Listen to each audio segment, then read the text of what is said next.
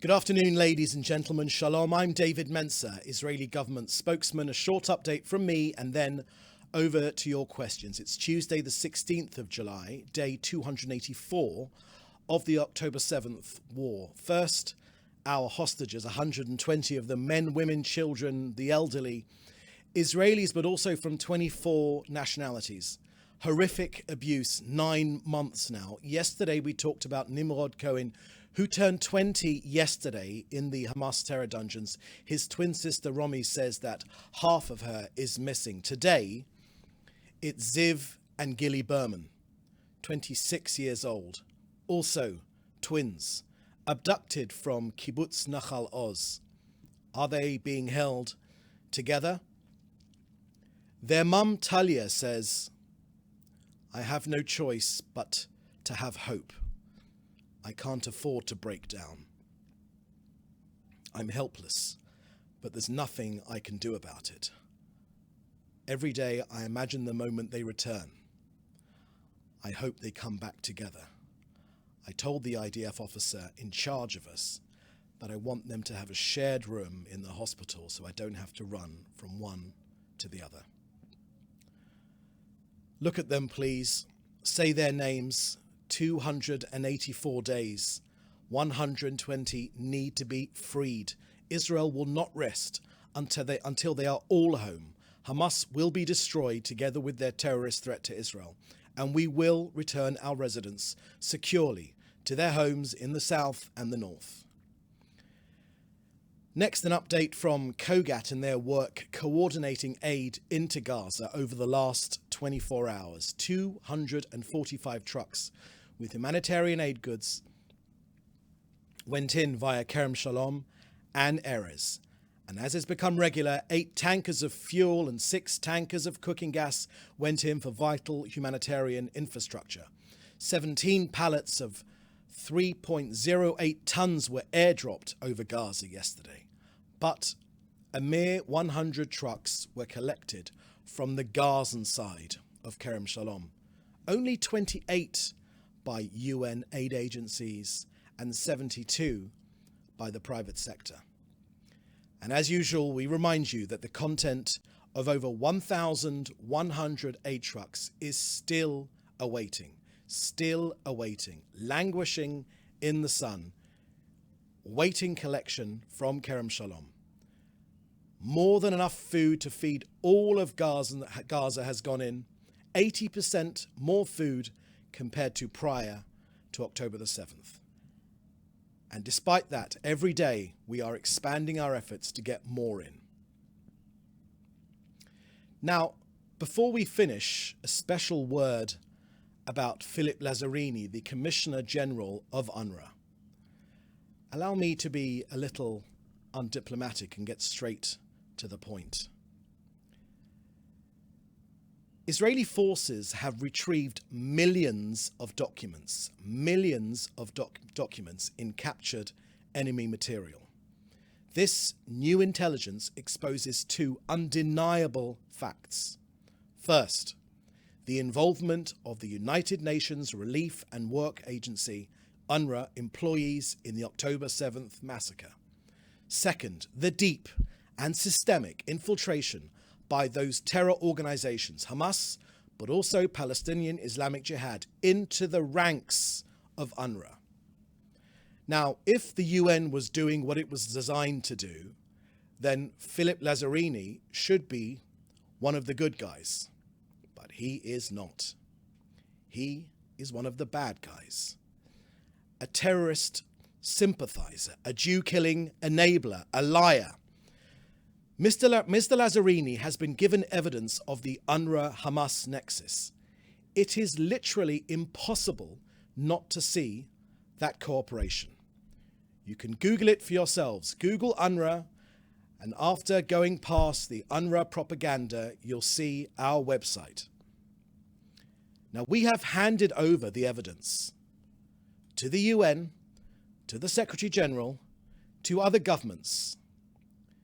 Mr. Lazzarini often repeats the claim that Israel has not shared the information about UNRWA and Hamas. He lies. Shame on you, Mr. Lazzarini. Shame on you. History will remember you as an accomplice to Jew killing and someone that prolonged the suffering of ordinary Gazans. Shame on you, Mr. Lazzarini.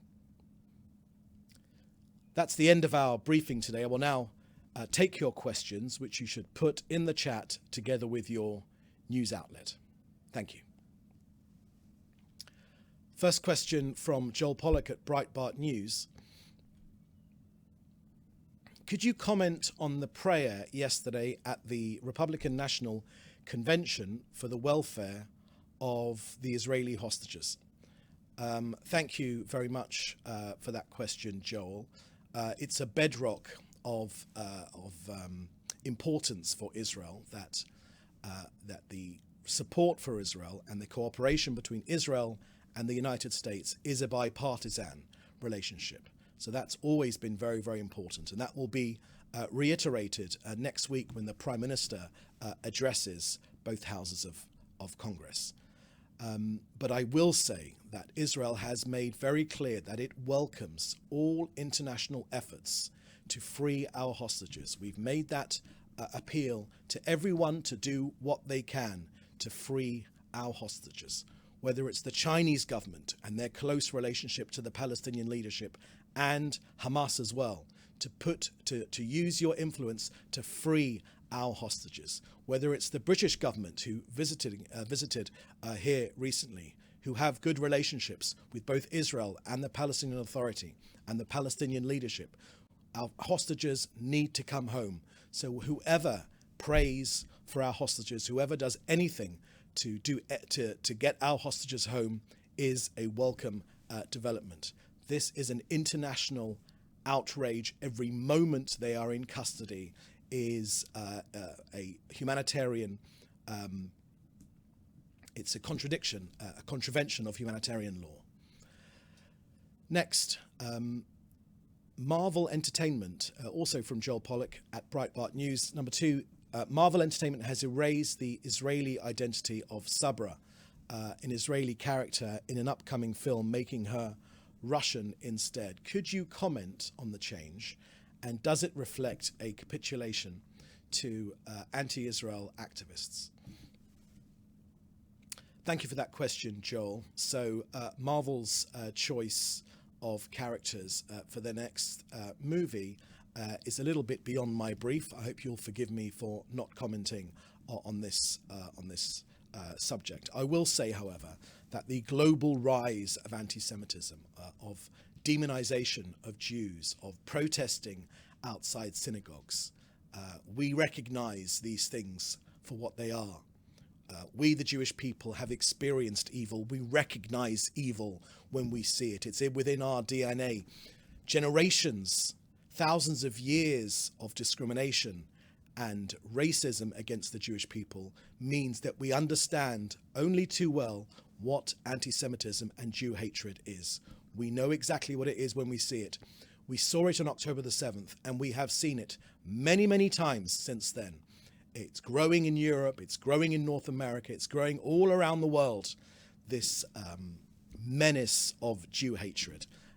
But my message to Jews around the world is stand proud in your identity. Do not hide behind ever higher and higher walls. Do not fall for any of these sorts of excuses for the reason we're not anti-Israel, we're not anti-Jewish, we're just anti-Israel.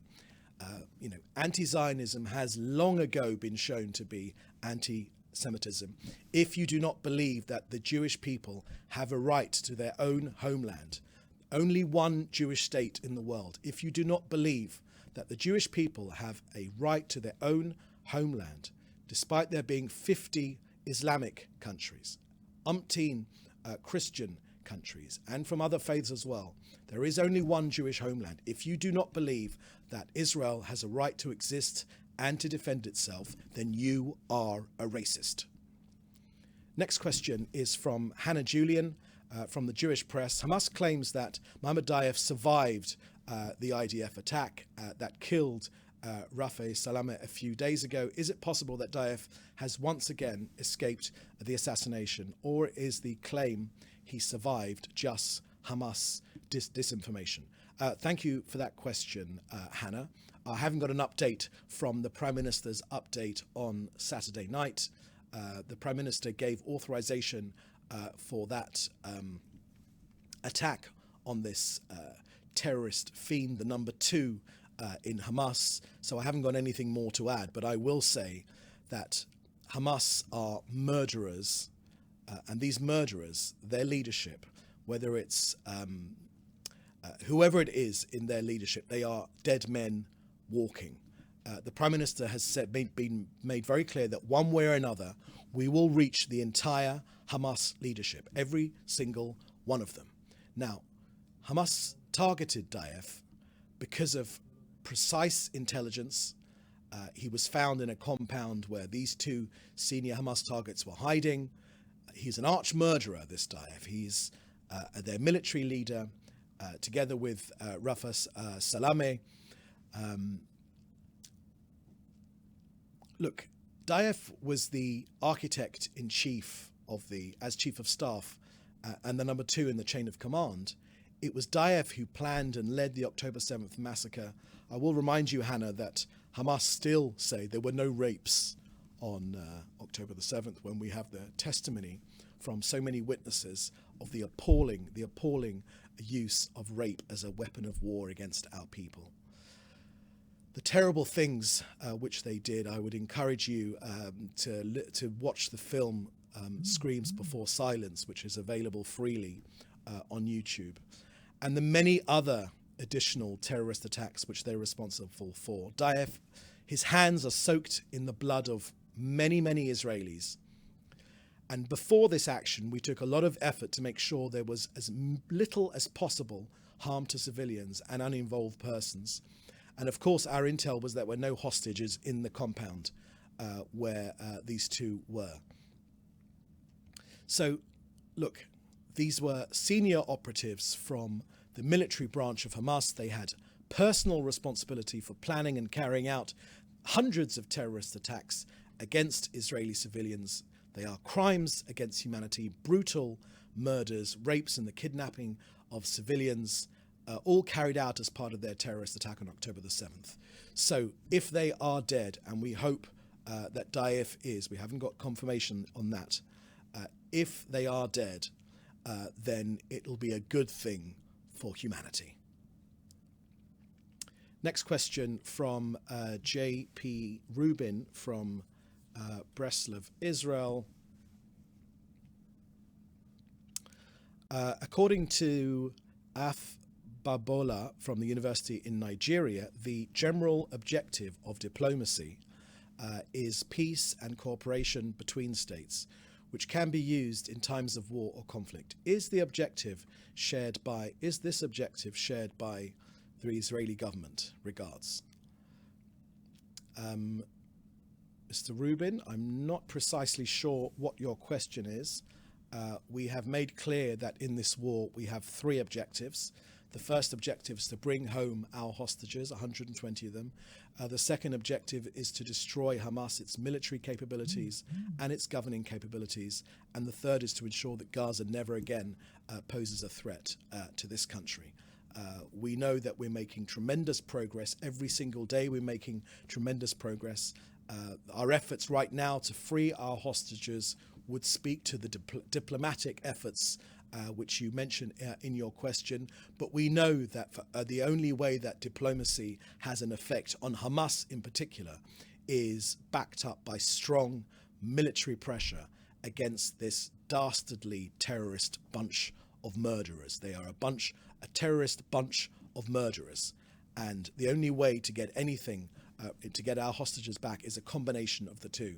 Diplomacy, but also harsh military pressure to take out these terrorists. Next question here from Jody Cohen. Can you please comment on the reported CIA assessment that Hamas commanders are urging Sinwar to agree to a deal for a ceasefire? Thank you very much for that question, Jody Cohen from World is One News in India. Look, the only thing I can confirm, and you probably heard yesterday Matt Miller at the State Department saying that these discussions are ongoing. From Israel's perspective, we're making all the efforts we can to get our hostages out. The framework, which has been agreed upon by Israel and has the support of President Biden, is designed to get our hostages out without obstructing the other goals of this war. We've got several basic demands. The option to return to fighting until all the goals of the war are met, prevention of smuggling ammunition from Egypt into Gaza, and preventing the return of thousands of armed terrorists to the north of Gaza, and maximizing the number of living hostages that return from Hamas captivity. Okay, is there another question? No? Okay, I've got another question here from, excuse me, I'll just bring it up here. It was texted to me privately, and that question is from Dan Williams of Bloomberg. And the question from Dan Williams at Bloomberg is, what came of the Israeli negotiators' trip to Qatar and Egypt last week? There appears to have been a lull in diplomacy this week. Is this due to the IDF airstrike on Daif and Salameh on Saturday? How close are Israel and Hamas to a truce and hostage release? Thank you for that question, Dan, which was texted to me personally. Can I encourage you all to put questions inside the chat on this Zoom to enable me to answer them? I think in my last question, Dan, I was able to give you an idea of the Israeli position on these negotiations, which, according to Matt Miller of the State Department, are ongoing. We want them. We want these discussions to succeed. We want to get our people out of the Hamas rapists' army clutches. We want to bring our people home and back to their families, and of course to bring home bodies of our hostages, people that Hamas have already murdered, to allow them a decent burial here in Israel or wherever their families see fit. Okay, my friends, that is the last question which we have received. Thank you for joining us here today. We'll be here with another briefing at the same time tomorrow. Please stay safe, and thank you very much. Bye-bye.